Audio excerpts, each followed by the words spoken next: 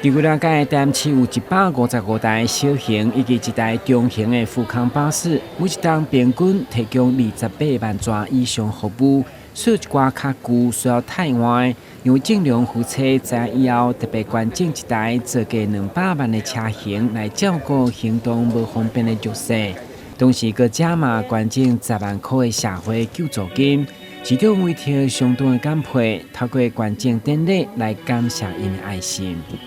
台南市现在总共155部富康巴士哈，我们自己的还是合作的，反正就是150，但是这个数量是不够的哈。那我们将来也会有这个委托的这个合作的机构，他们有配备司机来帮忙，好，那有些是我们社会局自己的司机，好，那将来能服务我们需要帮忙的弱势人士。除了这个富康巴士之外，杨董事长钱康利，好，还捐赠了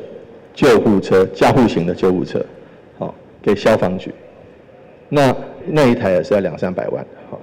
尤其那让我们许多需要紧急救护、伤患或罹病、生病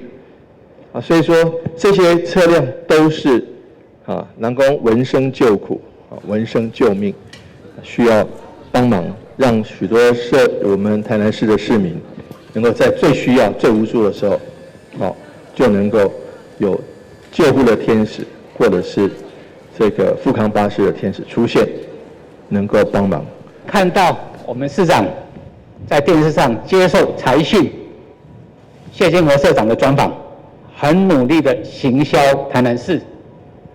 阐述着如何规划台南市的未来，让我印象非常深刻。所以我在此很真心的祝福我们市长，希望黄市长继续带领我们市政团队，继续来服务，来实现他的施政理念，照顾市民弱势优先。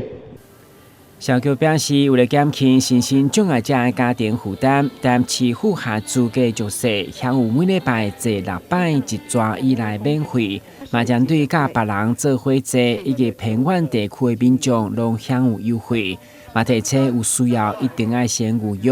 客南2975678以及客北6328899。台南新闻军及采访报道。